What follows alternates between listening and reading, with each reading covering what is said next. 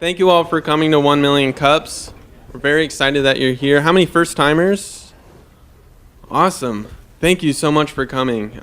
Thank you for supporting and following us on Twitter and for using the website and for supporting local startups. As always, we have, say hi to the Ruxter team. We got Mike Craig here and John Epperson. We have announcements on the wall here. We'll run through some of those at the halftime break.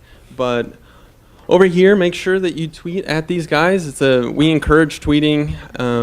It's an easy way to give exposure to these companies, and people will be like, "Oh, I saw you tweet about that company. That's really cool. What do they do?" It just kind of helps start a conversation. So our first company is Ruxter Mobile.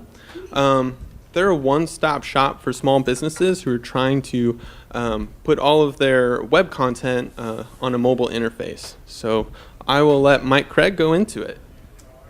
Thank you, Nate. That was a wonderful introduction, and now I don't have to talk at all. You kind of covered it. So, well, thank you for having me here. I guess we're about the 40th startup to present to 1 Million Cups, and I just think that's amazing. And, you know, a round of applause to Nate for putting something so incredible together and make that happen. So I'm cutting into my 6 minutes by thanking him, so enough of that.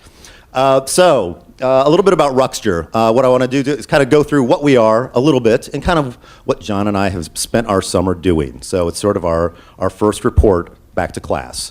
So a little bit about Ruxter. We're actually maybe one of a startups that have been around a little longer than some of the others that have been through. We actually launched in 2009. And in that time, we've accumulated, well, quite a few sites, a few customers around the country and in 18 different countries, including Mauritius and South America. Not that we support those countries necessarily, but it's kind of cool when you launch a product in the US, right here in Kansas City, and you've got people from countries all over the place using it. So the wonders of the web. But what do we actually do? As Nate said, we do small business mobile marketing. And a lot of people say they do small business mobile marketing, but we do something really particular. We try to bundle all the really vital, all the really proven tools for mobile into one package to allow small, local, B2C businesses do everything they need to connect to their mobile customers. So what does that mean? Well, one, we're designed to be technically simple. So there are a lot of services out there. Obviously, mobile's a really complicated ecosystem. I'm sure we have Sprint folks in here, people with that kind of background, and they know it's really, really hard to provide those tools. So we try to simplify that and make it really, really easy for our customers to work with a platform. So to do that, we're also self-service. So come into Ruxter, you create a site, you build your campaign, you start telling your customers about it, and you really start building engagement and connections with your mobile customers. We're time efficient. That's probably the biggest issue that we have with, or request coming from our customers. It's not how much does it cost or is it complicated, it's how much time is this going to take out of my day. If you're in the business of flipping pizzas and selling those and trying to make sure you've got customers coming in the door for your amazing pizza, you really don't want to spend a whole lot of time on saying, oh God, not another tech tool that I've got to learn. So all about being time efficient, and obviously high return on investment, merchant driven, something that allows our merchants to really fire up their branding rather than a third party brand and move forward with something that's really focused on customer loyalty. Suddenly they got really loud. Is that better or worse or neutral? Nate says better. All right, sound guy says he doesn't care. All right, so a little bit about how we work. Just really quickly, we have a mobile site builder. You go into Ruxter, you create a site. It's mobile optimized for any type of device, whether it's an iPhone, an Android phone, an old feature phone, which is important because still, 40 some odd % of the population are still carrying those. And it allows our customers to really quickly ramp up with their mobile campaigns, sending out texts, engaging with them, building out QR codes, and connecting with them with timely, important messages. So a typical site, like this one we've created for 1 Million Cups, isn't that incredible? How that happens.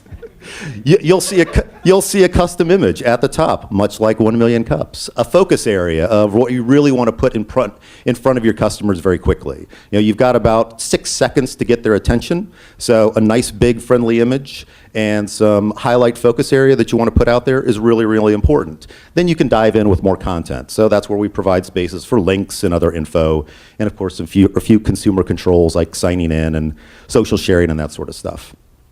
If you want to take a look at it, and why wouldn't you, text 1MC to 63636 and you'll see what that site looks like. All right. And a few extra sites. We're based on a template, so very simple to build, but you still get a lot of variation on what those can look like. Oh, 2-minute warning. One of our customers here locally, Zarda Barbecue, showing off their site to their customers. So what have we been doing this summer? Well, like a lot of businesses, we've been trying to replace these paper coupons. The mobile consumer and the consumer in general likes deals. They like offers. And so we built a platform this summer to make it really simple for small businesses to publish their own coupons. So again, like our mobile sites, you see a custom header, a custom coupon, up to 3 that can go out at once, and a unique identifier that allows every consumer who receives a coupon to be able to bring that into their merchant, show it off, and have that redeemed. So it closes the loop on coupon redemption, which is really, really important if you're putting out something of high value. Very simple to create it. Literally, it takes less time than it's taken me to do this presentation. So create a coupon in one step, something like a header. Build out your offer, like 1 million cups of coffee, and then publish it. Send it out to your tech subscribers, send it out to your social graph, put it out on email. What we're really trying to do is allow our customers to leverage all the effort that they've put into building their social graph over the last few years into something that's going to engage and build loyalty with their customer base. If you want to, well, let's ignore that one. That's just a dashboard so you can see how they're doing. But go ahead and scan it if you're a QR code scanner type of person, and you have 26 seconds to do it. And that's it. So that's how Ruxter works. And now I have 20 minutes and 18 seconds to answer questions. Thank you, Nate. You may lead an applause.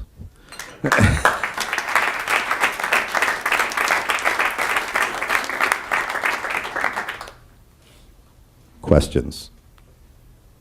Cody Beasley, what's your question? What's some future integration possibly with point-of-sale machines? You were supposed to throw me a softball. Future integration with point-of-sale machines.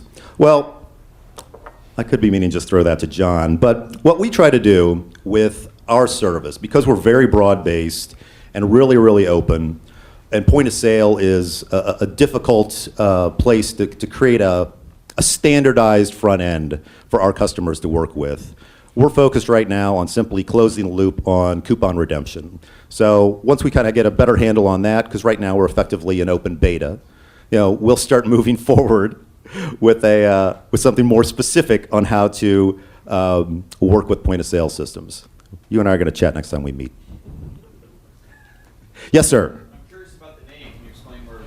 Where did Ruxter come from? That came back from our early days back in 2008 when John was founding the company. We had another person we were working with, and together they came up with the amazing idea of Ruxter, which I think came out of just repeating words quickly. So if you take rock star and repeat it really, really fast, Ruxter emerges. Yes, Dan. Certainly not me. So, yes, Dan. The number of customers you have in the number of states and countries is pretty impressive. How does Thank a you. Kansas City company like you get those customers? Why would somebody in Peoria? Well, that's a great question, and the question is, how does a Kansas City-based company like ours get customers all over the world? Why does it play in Peoria? And for us personally, because we're a startup on a tiny little startup budget, we haven't had the opportunity to go out there and spend thousands and thousands on Google AdWords or other major campaigns. So most of our focus has been through word of mouth and local networking. So you'll see a big cluster of sites right there in Kansas City. I won't go back to it right now. But largely they come to us because they've read about us in a blog. They've seen somebody else's sites. They've actually used it somewhere. We've done a little bit of targeted advertising in various specialty publications. So we have kind of a cluster of pizza restaurants on the Eastern Seaboard. But for the most part, they're coming to us because they've seen us somewhere on a blog or they've used it, which is really great because word of mouth is where it's at. Yes, in the back. So this space is pretty not congested, but Busy. well occupied. How about that? How are you capturing kind of the ROI that these mobile websites and vendors are seeing, and then telling that story? Where do you see this scaling? When do you get out of open beta, and kind of what milestones do you have to hit there? Well, for us, open beta is just for our coupon feature because we just got done with that one. So, in terms of how that's scaling and how we're measuring that, we're taking our customers right now and saying, let's put out a few coupons over the next couple of months, and let's see how those measure against the previous campaigns you've run that may have been text only.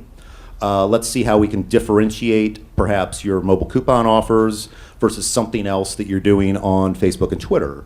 That's something that over the last few years, a lot of our customers have kind of fallen into that trap of saying, okay, I'm going to put out an offer on Facebook, I'm going to put out one on Twitter, it's going to be the same thing I put into my local newspaper, and then they follow suit with putting out the same text sort of campaign. So I always stress, if you're going to be in mobile, you have to do something that's fun, unique, and of the moments for your customer base, or it's really not going to be very valuable. So one of the great things about coupons and the way we've structured it on our platform is that it really encourages our customers to go out and use the native features of mobile in its strongest way and put out a really cool offer right then and there that they can still measure against other marketing efforts that they're making. So that's probably not an exact answer to your question, but it's the question that I wanted to answer. So.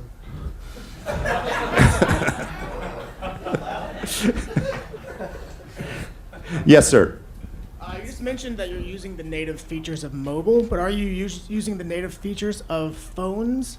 Meaning, is this like an HTML5 site, or are you putting native apps out for the different platforms? Now, this is, well, John can speak to any of the fancy technical acronyms that I don't know, but in terms of what we're using, when I say the native features of mobile, I'm talking about its inherent properties of always on, very personal, and permission driven.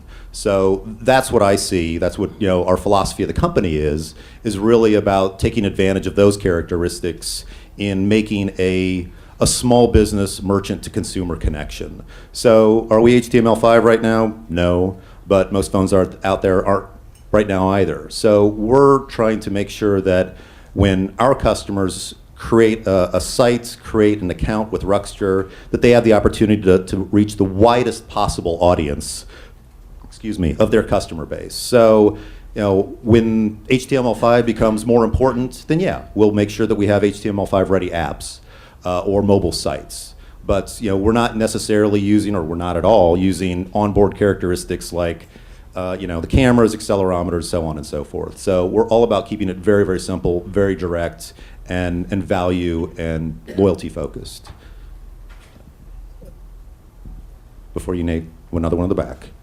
A quick question. What do you think is more lucrative long term? The ability to create easily and manage and maintain mobile websites, or the couponing function of what you have as well? Well, the function of actually building a mobile website is a bridge technology. So that's not anything long-term to hang your hat on. When we launched in 2009, it was pretty novel. I would say it was novel enough that not all our customers really were aware of its importance. But coming into 2012, you're seeing most larger businesses have a mobile optimized site. Most smaller businesses understand the value of it, but with adaptive design and those sorts of things, ultimately building out a site using our content management system or any other is a bridging technology. So what's important is that as that becomes, as mobile optimization becomes standard, that there are other elements that still take into account the unique characteristics of a phone and as individuals our unique relationship with the phone, and trying to connect with our consumers in that way. So that's why coupons are a much better, at least right now, bridge to the consumer from the merchant. So, it's important to have a mobile-friendly landing page, or else they're going to be turned off. But to have a way to connect with them is what's more lucrative and more valuable right now. Nate, you had a question? Yeah, my question is, what type of results have your customers seen from using a mobile platform like yours? I mean, so like best case scenario, how has it sort of transformed their business, especially since you're working with small businesses? Well, interesting question. How has mobile transformed some of our customers' businesses? And I think it's important to realize, and one of the things I'm always stressing with our customers is that we're not going to transform your business. Mobile is not the magic easy button. Mobile is one thing that does, something really, really well. It connects with your customers and it builds loyalty and builds a connection. So, you can look at, one of our local customers is Zarda Barbecue, and through things like their sign and putting their short code on their register tape, they've built a subscriber base, well over 1,000 right now. So, they have that opportunity to reach out to that customer base directly. Has it been transformative? No, I wouldn't say so. I mean, they're not going to close their doors if Ruxter goes away or if they stop doing mobile. But it has provided them a solid foundation to know that when they want to put out a really timely message and they want to cut through all other social media, that they can, in 3 minutes, put out a message, press a button, and know that it's going to go to 1,000 some odd pockets instantaneously. So that's really powerful. Yes, Brian? What kind of stats can we see on the campaign? What kind of stats can you personally see on the campaign? Well, you'd have to ask Zarda if they want to share their stats. So we don't personally share stats on necessarily our campaigns, but No, what's available oh. to your clients? John, you want to answer that one? I certainly can. What's this thing? So with a coupon, we are closing that loop, right, from publishing to the consumer, you back to the merchant. So we provide anonymized personal information, so the merchant does not know your phone number, anything like that, but they know when you received a coupon, when you took it into the merchant to redeem it, who redeemed it. So that full loop is closed, and they have all that data. They know how many were published, how many have been claimed, and how many have been redeemed. That was a better answer than I was giving. More questions? Nate? So what does your team look like? So there's you guys have been around for 2 years and some change. So what's your team look like, and how are you growing? Go ahead. So over the summer, we staffed up mostly with interns. We had a full-time developer working with us for about a year. He moved on to other things. Startup deal wasn't for him, which is not for everybody. But this summer we staffed up with some interns, and two of them have left us, and we have one full-time or part-time right now that'll go full-time in December, software developer. So it's as in the startup world, you just sort of take what you can get, kind of thing. So if we have relationships with individuals that last a few months or a year, that's what we take, and make the best of it. Any other questions? I always have more questions. Nate? Can you talk about your guys' story as entrepreneurs? I mean, is this your first venture that you've ever done? And I mean, you guys are co-founders, right? So how did you guys meet? So the question is, how did we get started in the startup business? I was a partner at an engineering firm previous to this in IT. I was IT director, and I always enjoyed creating things. Software development was my favorite thing to do. So that turned into more of a maintenance type job after we grew to 500 people. It wasn't so much fun creating things, it was mostly fixing things. So I left there, didn't really know what I wanted to do, and our former founder, co-founder of mine, he and I hatched this idea for Ruxter and put it together, and we needed a marketing guy, and Mike and I had worked together previously at Henderson and launched a little startup there inside of Henderson, so we kind of had an idea of how it worked. And how a relationship worked. And then once he came on, we started building things, and it's just been startup world ever since, which is it's a tumultuous thing. Some people say, you're up 1 week and down 1 week, and you never really know. But it's almost hour to hour, and it's a fairly emotional type of affair. But awesome. Oh yeah, wouldn't trade it. I wouldn't trade it, but it's not for everybody. It's not a 9-to-5 job. When you go home at night, you're not going home. You're still at work.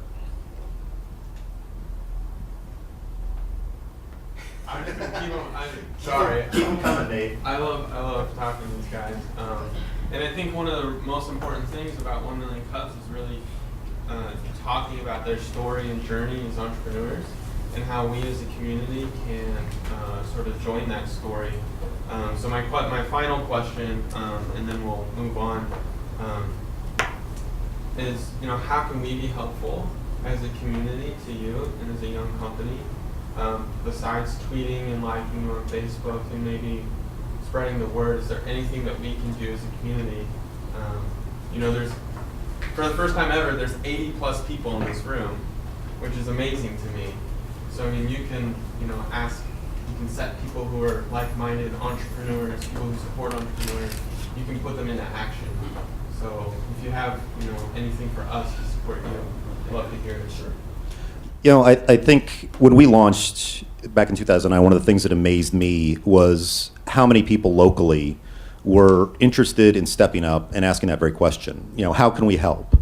And I think that's, having lived in other places in the U.S. and the world, that's something that I felt was really unique to Kansas City values, unique to Midwestern values, to come up and say, you're doing this awesome thing, you're doing something that's really cool, how can we assist? But 3 years ago, that was kind of on an ad hoc basis. You'd run into a printer guy, or somebody said, "Hey, I can help you with those banners, or I can do some great cards for you." But what's really cool about having 80 people in this room is, to me, in the tech startup world, and as John and I have been out to, say, Silicon Valley and seen some of the networking things out there, the reason those startups get pulled to that area is that you have networking, you have informal links, you have connections. And to me, this is a really valley feeling event. This is something where you've got a broad base of people from a lot of different backgrounds, interested in a lot of different types of businesses, but they've all come together because they're interested in hearing about startups. I think what's valuable in that are making the connections, formally and informally, between a startup that's looking for awareness, looking for new customers, looking for capital, all those things, and having a room of 80 people that, maybe not tomorrow, maybe not next week, but, maybe sometime soon, they'll say, I saw this really cool presentation from this amazing mobile marketing company for small businesses. I've got my favorite restaurant here down the street. I think it'd be awesome if they were using it. Or, somebody says, they travel somewhere and they see something that, is similar, and maybe there's a connection there between, two businesses that are working in the same sort of space that might link up together. So to me, it's those sort of informal connections, are really what make a tech community great. And I think with all the things that have been going on here in the last 18 months, with you guys, with Silicon Prairie, all that stuff, it's really starting to create a groundswell that's a lot bigger than it has been 3 years ago. And we're excited to be part of it, and we just keep seeing it's going to get bigger and bigger and bigger. So.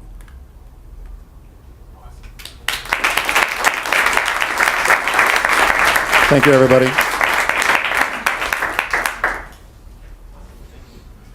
All right, guys, as usual, we're going to take a 3-minute break. Restrooms are just around the corner, and coffee's in the back. And I'd ask, be back in your seat in 3 minutes.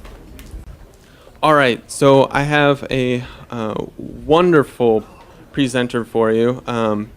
Betty Ann here is from DST. She's going to do a quick plug for Tech Cocktail. She's going to tell you what it's about and why you should be involved. Betty Ann?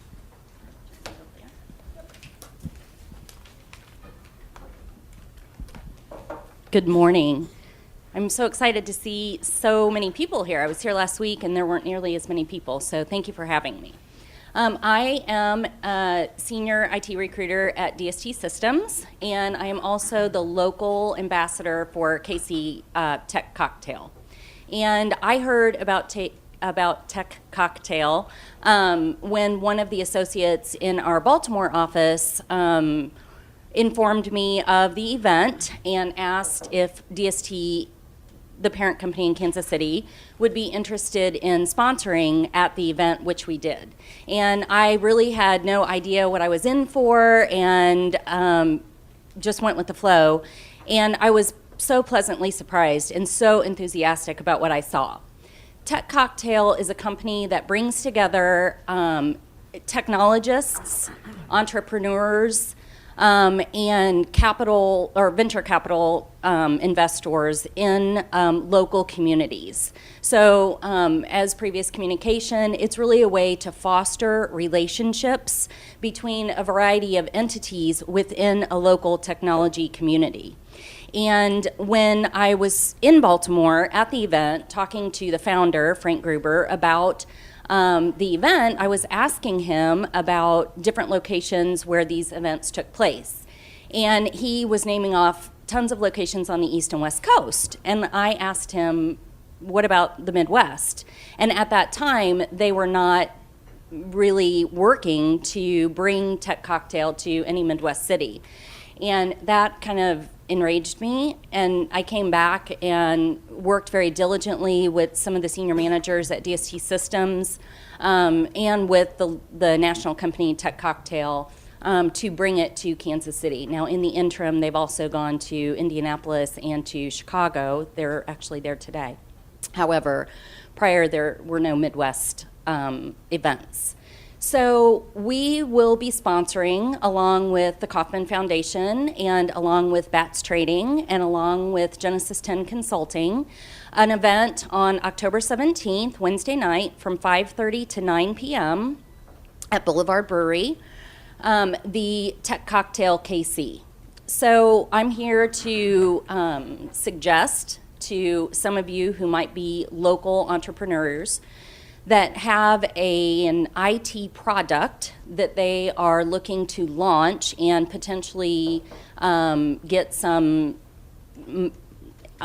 capital money for, to apply to the event. The information for the demo, to apply to be a demo, is here on the board.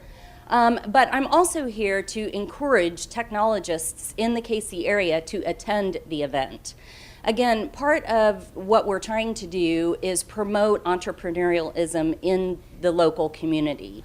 And so it will be an opportunity for technologists, or I don't really consider myself a technologist, but people who are interested in technology, and specifically local technologies, to come and communicate with one another about what's going on, what are some cool new things, what's coming out of Kansas City, who are some influencers in this space where you might be able to extrapolate some information from, you might be able to share some information with, and again, just really build a more tight-knit community for IT entrepreneurs in Kansas City. It's a fun event. It's a very casual event. We're having it at Boulevard Brewery. There are tickets available on Eventbrite. If you purchase a ticket between now and Friday, your ticket is $10 and some change. That'll include refreshments from Boulevard Brewery. And we are really looking for individuals who are enthusiastic about attending. Bring a friend. Again, it's not, I don't, although I'm an IT recruiter, I don't really consider myself significantly technical. I could kind of talk the talk, and that's about the depth of it. But I found it very, very enlightening, and I was very enthusiastic about what I saw in the Baltimore area, and so much so that one of my coworkers indicated that he was proud of me for following my passion. So I'm passionate about Kansas City. I've been here all my life. I'm passionate about the IT community, and I encourage all of you to do the same.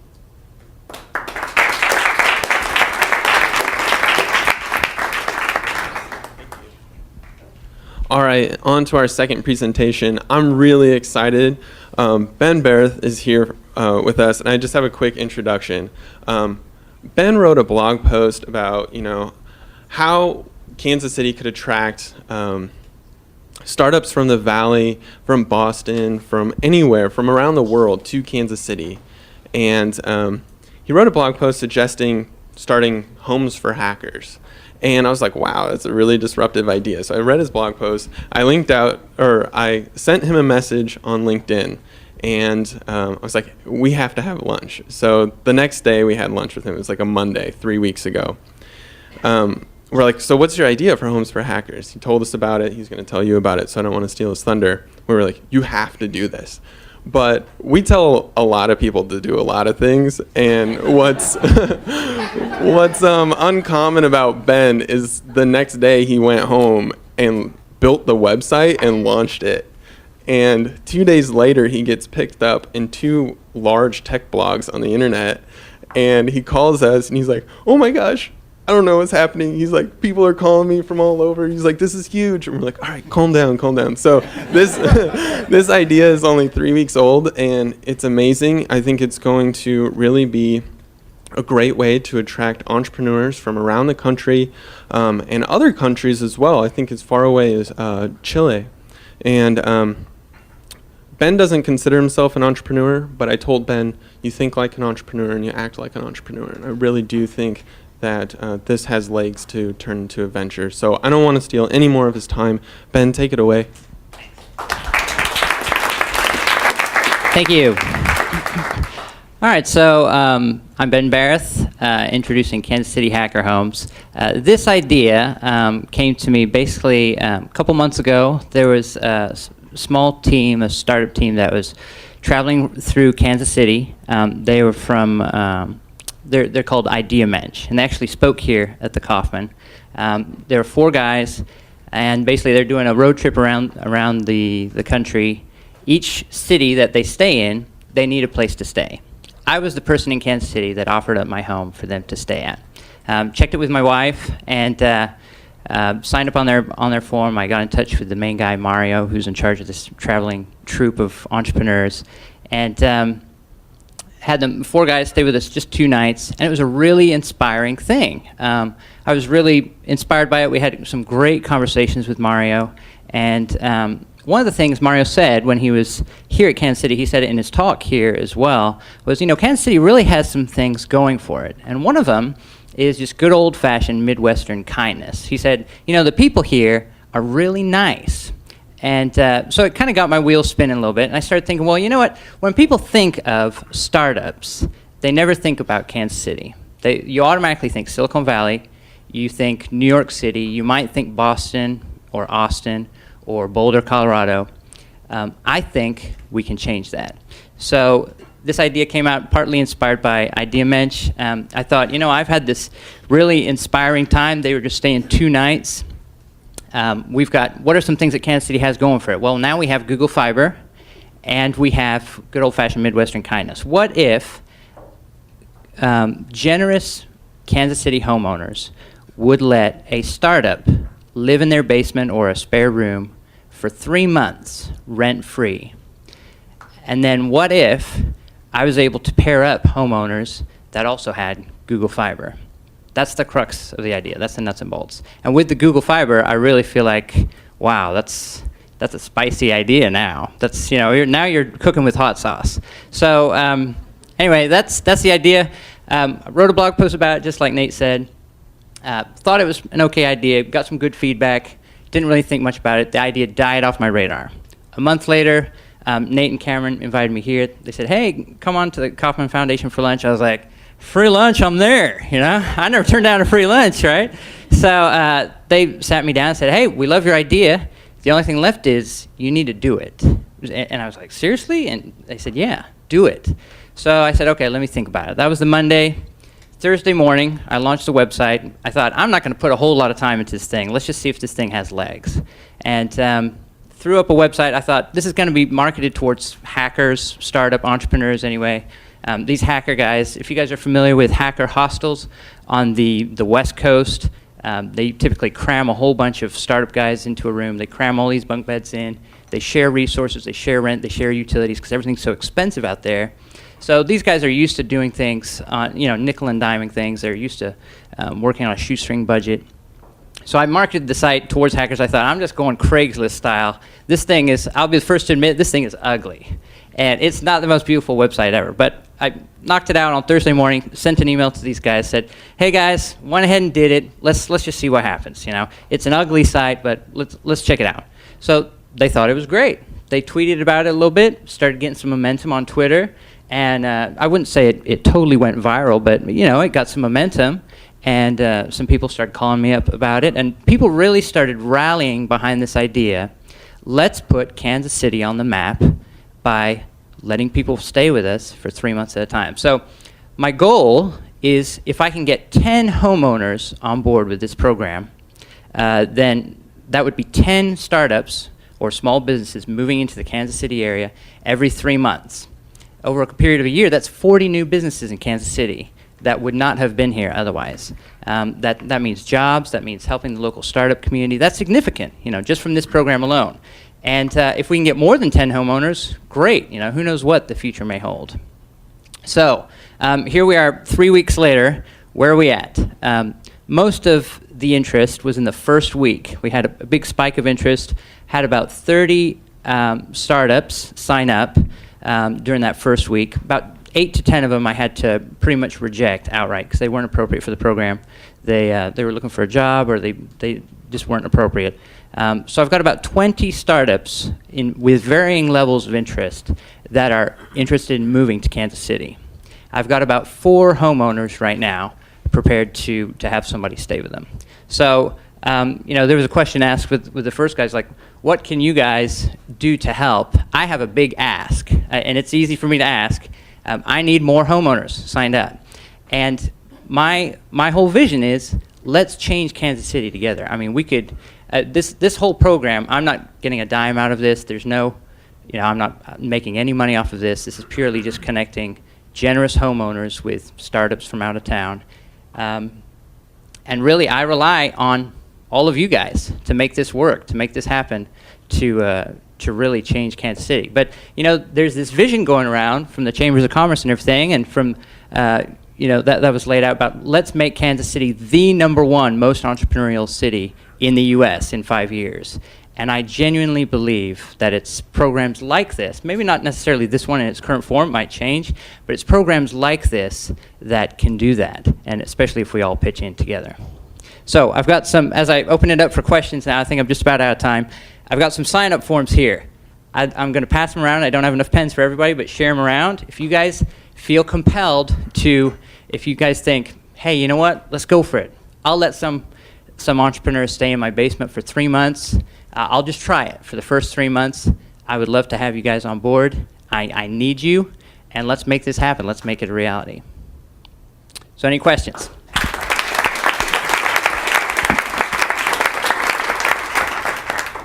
If you guys want to start passing those around.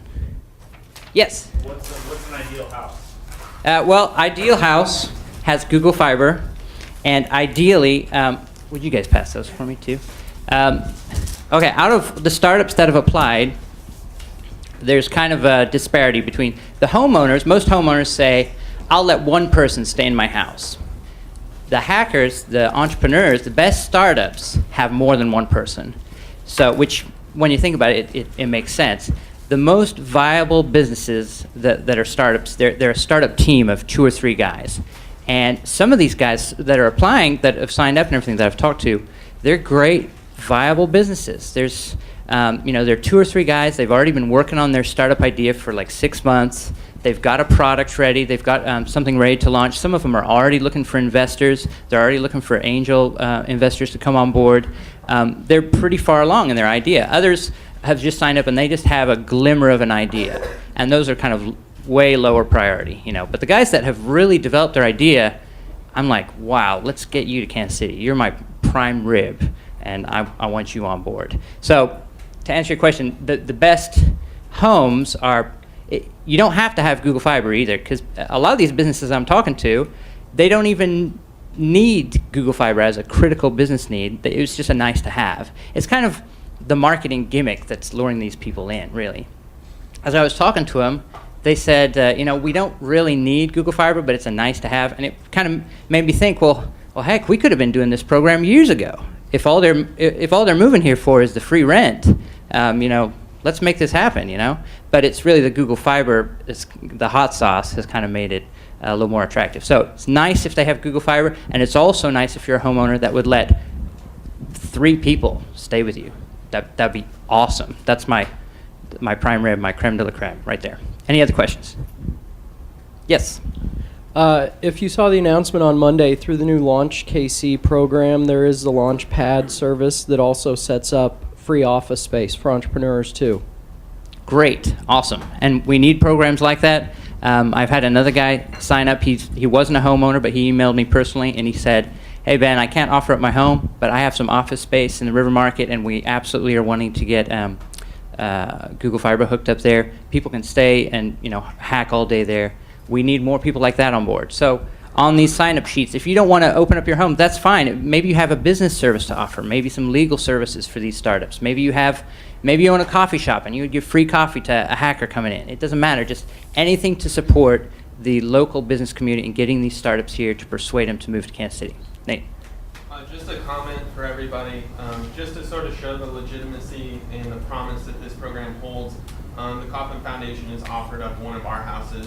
I think we'll put several entrepreneurs in there. We own several properties just across the parking lot, and we're putting our money where our mouth is, and we're supporting this program. So great. Did everybody hear that? Okay, great. Yes. So I live down in the Crossroads, and I'm just thinking about the spaces that would be available down there. Have you looked into the hostel idea at all?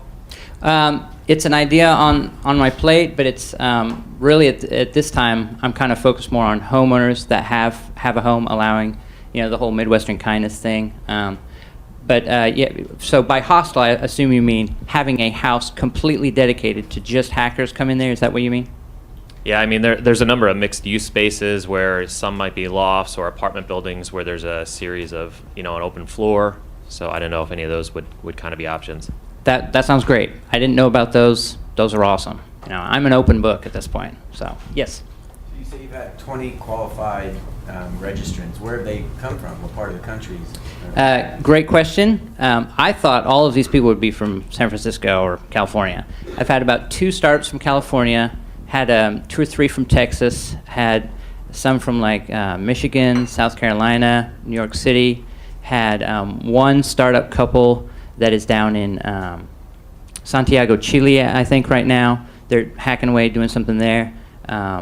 Had one person from France contact me, one guy from Russia that I had to reject, and he was just looking for a green card. I know, buddy. No, ain't gonna happen. So all over the place, really. And if they're had a group of Koreans too, 3 Koreans that are looking to move here, if everything's right. So that adds some complications. I mean, are they legally able to start a business here? I have no idea. I'm a web developer.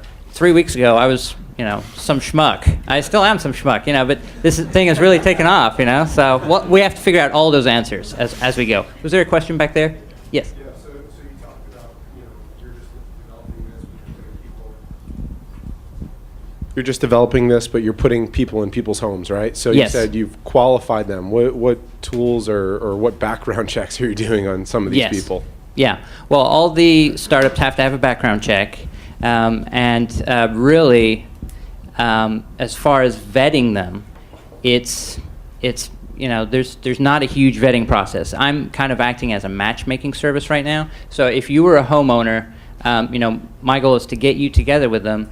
And if you're not comfortable at all, it's all gauging your comfort level. And there's got to be. This is only for 3 months, but it is having people live in your house. So there's a ton of concerns there, and people have to be willing and comfortable to do this.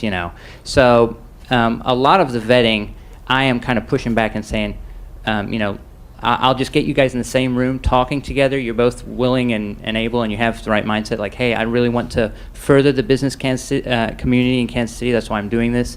But I don't have a huge list of vetting items. I kind of, I get an idea of their business idea. I see how serious they are, how long they've been working on it. Do they have a formal business model in place, a business plan, some documents already? Have they already formed an LLC? Those kind of things. But it's not nailed down at all. And so once I get these people on board and I rank them as to, okay, these people are high priority. I really want them in Kansas City. They're the first people on my list that I try to hook up. But then really, it's up to you as a homeowner to feel comfortable with letting anyone in your house in the first place. So I kind of push that back and say, look, if you guys aren't comfortable, pull the plug. It's okay. I mean, nobody's forcing you to do this. So yeah, and with startups, a lot of them fail anyway. Half these startups might fail. I don't know what the success rate is, but the nice thing about startups is, if you're an entrepreneur, you fail, then you succeed. So maybe they'll fail this time, maybe they'll fail next time. But if we can keep them in Kansas City, the third time lucky, boom, there's Facebook. Or that's kind of lucky. But any other questions? Yes. Obviously, we want them to stick around in Kansas City after 3 months. Do you have any plans for helping them at the end of the 3-month period in terms of finding permanent living? Yeah, great question. So that's something else I need is more support. Like maybe at the end of the 3 months, they're ready to go into a more formal office space, or maybe they're ready to start formally renting an apartment or something. Maybe they're ready to be part of one of the local startup incubators in town. So I see this program feeding into incubators, into accelerators in town. Part of like the Startup Fest KC event I went to back in May. Think Big Partners. I know you guys do some kind of great incubator accelerator thing. So things like that could all be on-ramps for them to a more formalized business. All that's up in the air right now, and I need help with all that. Yes? Something I'll throw out to you. The Postal Service is going to shut down about 3,800 postal facilities throughout the country. And there's not a whole lot of repurposing plans in place for those facilities. That's something that this group ought to consider as a next step post Yeah, that's great. Did you all hear that? So he was mentioning that postal services across the country are going to be considering closing down postal centers in Kansas City, most likely too. Those could be repurposed. That's great too. The only caveat I have is, I'm not making a dime off this, so if it costs money to renovate those homes and turn them into hacker homes, it's still far more likely that I'm going to get a homeowner on board willing to let someone stay with them. That's my prime goal right now. Things like that, though, they're great. I mean, let's do them. I'm open to that. We would have to make it happen. There's obviously some other hurdles involved there. Did you have a question too? Yes. What about trying to find some apartment complexes as far as apartment owners that possibly have some open space and maybe set them up with possible grantors or whatever that can fund the first 3 months? Yeah. And then they possibly have a permanent renter. So. Yeah, and maybe they can convert them to a permanent tenant. Yeah. Great idea. Yeah, and that idea has been floated to me too. I mean, what if down the road I was able to get a grant, just buy a big old apartment complex and let people rotate through it? The world is our oyster. That's a great idea. So, Nate, yeah. Yeah, one of the things I would mention, I think is key with pairing, a family with an entrepreneur is that they kind of are an on-ramp into the community. Exactly, so just going and having a space isn't, the whole formula. It's, okay, you're part of our family now. We're going to introduce you to people. We're going to show you, where to hang out, make it comfortable for you. We're going to, really introduce them to the city so they want to stay here, so they make it a home. And I think, you are right to focus right now on those homeowners, because that's really what's going to attract people and keep people here. When they make lasting relationships and, really start investing in the community here. Yeah. So anyway, I think it's a great idea. We have time for one more question. Okay. Yes, sir. I don't know if it's a question or an observation, but if the home, I agree, that seems like a good priority. So if Launchpad has the office space and you can't find homeowners who are wanting 3 people in their home versus 1, put those 3 people across multiple homes, and if you could do a partnership or alliance with Launchpad, say they provide the office space, you provide the living space. Yeah. Exactly. This might solve some of those problems. Yeah, that's definitely an option. Some of the startups that have applied, they've definitely said they have a strong preference to be living under one roof. But whenever I tell them about those kinds of options, like, hey, we have some office space, what if I get you guys roughly co-located in the same neighborhood and you guys just go to the same office during the day? And they're like, okay, awesome, you know. All right, thank you.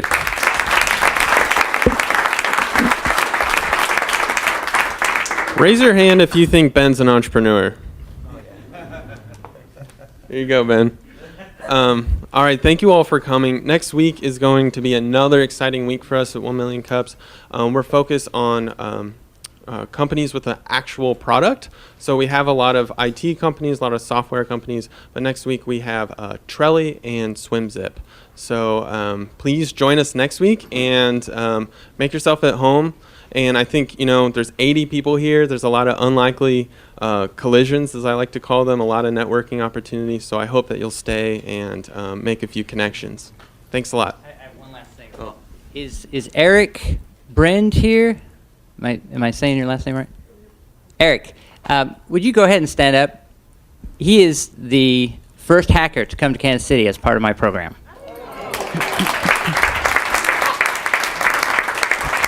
So in 3 weeks, he's our first success. He's not permanently living here just yet, but he's very close, and I wanted to make sure he got here. Please make sure you talk to him about his business he's planning here in KC. Thanks. Awesome. All right, guys. Thanks.